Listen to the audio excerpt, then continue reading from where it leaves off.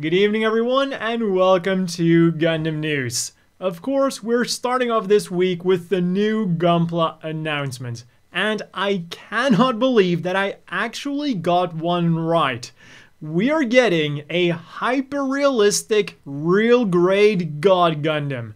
And it looks absolutely amazing in my opinion. I gotta say, Bandai has really been knocking it out of the park with their latest real grades. Other than that, it of course comes fully featured with things like Godfinger hands, hands to replicate iconic poses, ring effect parts, and most importantly, superb articulation. In fact, they aimed to make the God Gundam the most articulated real grade in history, with a focus on making it as human-like as possible. And when looking at some of the poses this thing can pull off, I am inclined to believe their claims. It's got special joints in the wrist and the shoulders, and just looking at what this thing can do with its legs makes mine hurt. This thing absolutely does justice to the God Gundam. If you want your own, it is currently slated for a June release and will set you back 3,850 yen, around 35 US. The second big announcement then that we have all of the details on is the entry grade new Gundam. A surprise, to be sure, but a welcome one. Something that I definitely wasn't expecting to become part of the real grade line, you know, for the obvious reason that so far the line seems to have been focused on normal-sized mobile suits that don't come with too many accessories that can therefore be sold at a relatively cheap price. But here we are with our superbly articulated new Gundam that I believe is going to blow the old high grade out of the water in all areas but one. In terms of articulation, it has increased waist articulation, and in terms of color separation, they really went above and beyond. Like, what really surprised me here is how even the yellow on the side skirts, the leg vents, and the V on the crotch is molded in the correct colors. These are things the high grade didn't even do, so this new Gundam definitely isn't just for show. This thing is the real deal. The only thing, of course, that it doesn't do quite so well are the accessories. It only comes with a beam rifle and the main beam saber, which makes me question what's going on with the secondary beam saber, because we do see it on the left arm, but it's not shown as part of the accessory, so I guess it's just going to be molded together with the arm. However, for all of the accessories that it lacks, it will be able to use the accessories of the old high grade. So if you get both, you can actually kit bash your very own new Gundam Revive version.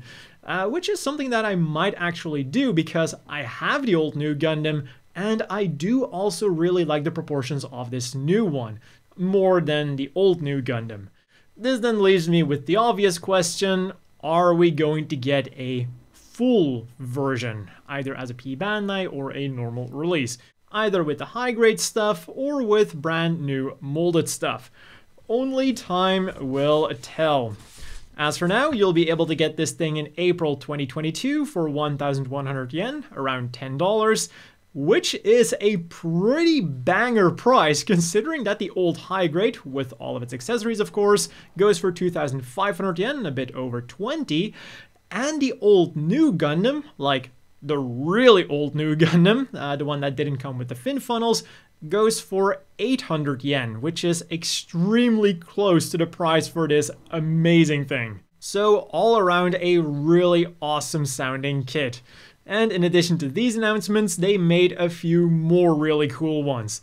In May, we're getting the Full Mechanics Raider Gundam for 5,500 yen, 50 US, which is something that really makes me excited for the future, because obviously this means that the next one is going to be the Forbidden Gundam, and maybe after that they'll even move on to the second Druggy trio.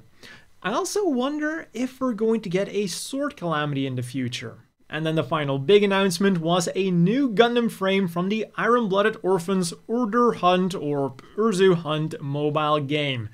So far, we do only have a silhouette of the machine with both the release date and the price to be announced. It does look like a more generic design this time around, so that's probably going to be good for the stability of the model kit.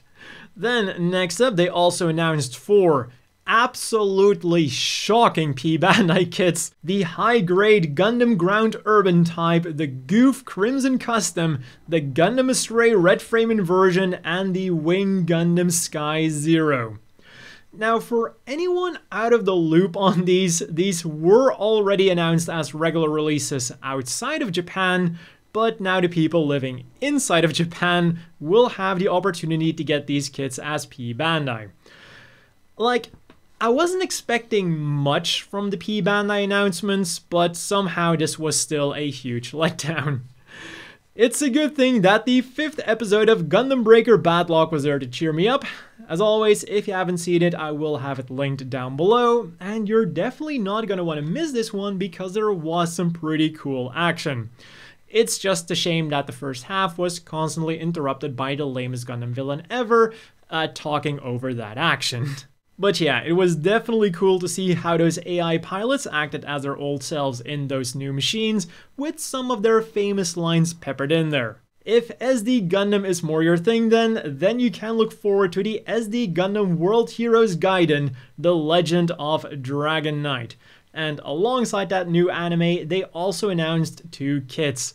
First up is the Night Strike Gundam, which will come with a sword and foil stickers. The kit is slated for a May release and will set you back 770 yen or 7 US. And then the second kit announced is of course the Strike Gundam's arch nemesis, the Aegis, or in this case, the Warlock Aegis Gundam. Details are currently unknown other than this picture of course, and it's going to be releasing sometime in 2022. In January then, you'll be able to get 3 new colors from Mr. Hobby's Gundam color lineup. For 253 yen a bottle, $2 something, you'll be able to get Sword Strike Blue, Launcher Strike Green, and Strike Rouge Pink. Then, just in case you'd forgotten, Gundam.info reminded us that Char Aznable and his 2 buddies from the Gundam Military Generation action figure line will be releasing in late November.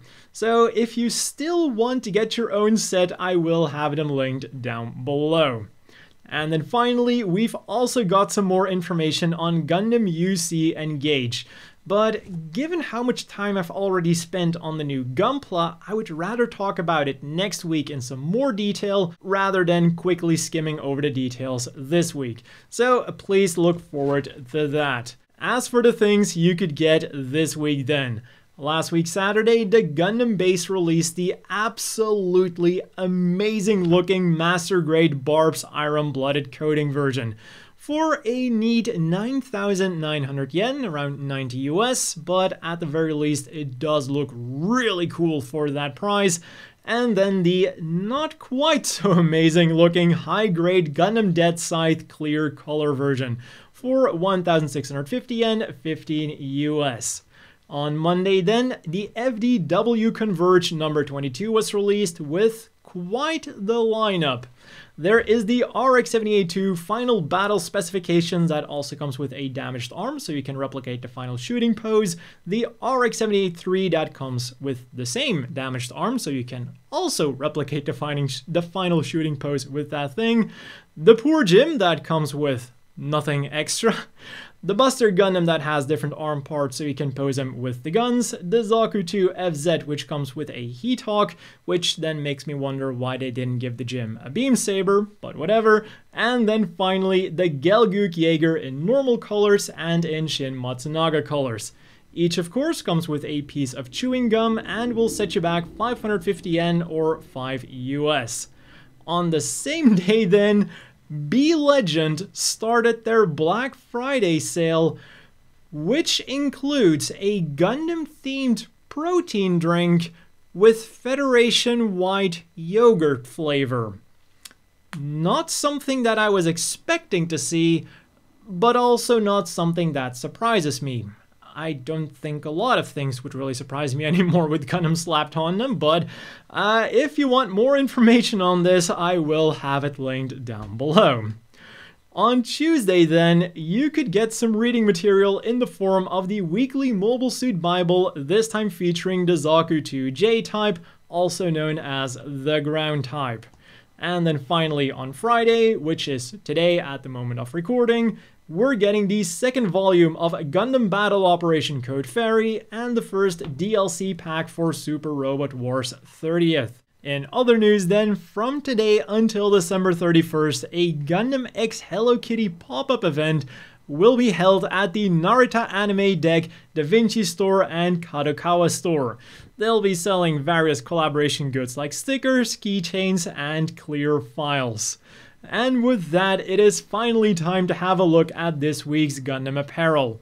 Last week Friday, Strict G started selling their Alpha X Gundam 00 collection, which has a nice variety of items. For 35,200 yen, around 300 US, you can get a Setsuna FCA MA1 jacket. For 5,280 yen, 50 US, a t-shirt with Setsuna design. For the same price then, you can get a long sleeve t-shirt in either green with a Lock-on Stratus design, or in navy with a For the Sake of the Future design. Then you can also get a Celestial Being sweater for 8,580 yen, 80 US, a gray hoodie with Celestial Being design or a black one with Trans Am design for 10,780 yen, 100 US, and then there's also some smaller stuff you can get, like a Haro pouch for 6,380 yen, 60 US, a Haro plush keychain for 1,320 yen, 10 US, or 3 types of pins that I have written down as 8,850 yen each. I'm going to assume that was meant to be 850 yen because they go for 8 US a pop. Then starting tomorrow, or today by the time that this is uploaded, their new Strict G Fab lineup will also be for sale. A lineup that will feature various clothing items with a vintage feel to them. For 5,830 yen, a little over 50 US, you can get a white t-shirt with white base pattern or a green one with axis pattern. For 5,280 yen, a little under 50 US, you can get a Char custom t-shirt commemorating the Battle of Loom. Then 6,380 yen or 60 US will either get you a Navy Earth Federation Space Forces t-shirt, a green Zeon Forces one, or a Red Comet one that commemorates his attack on Jaburo. Maybe not one of his finest moments, unless you consider it as part of his plan to screw over the zombies. But then finally, you can also get a hoodie in those same colors, but with slightly different designs, for 8,580 yen, 80 US. And then from Cospa, you'll be able to get a bunch more MA1 jackets with a variety of designs. There is a navy blue or moss green Earth Federation Space Forces design, a black or moss green Principality of Zeon design, a black or moss green Zeon Armored Assault Forces design, a navy blue or moss green Ababaku design, which also commemorates the end of the 1-year war. There is a black or moss green Vist Foundation design, and finally a black or navy Londo Bell design. They'll set you back 13,200 yen each, around 110 US, and they're currently scheduled for a February release with an advance sale in late December at the official Cospa store. And then if you need somewhere to store all of this stuff, reservations started for the Anaheim Electronics or Zeonic foldable storage crates. They're currently slated for a March release and will cost you 7,150 yen each, or 65 US.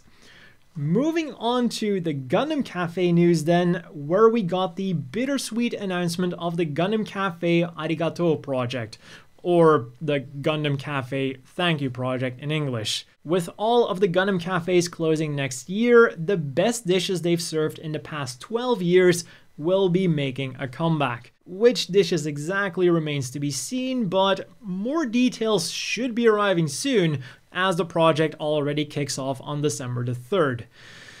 But man, it is crazy to think that the Gundam Cafe has been running for 12 years, and now it's all going to end real soon.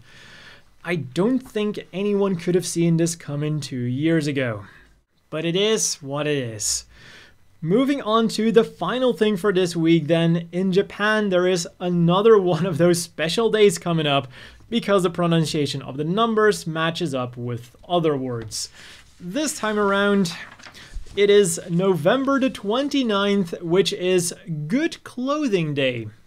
So for the occasion, Gundam.info wanted to know who we think is the most well-dressed character of the original Gundam, and the results so far are pretty interesting.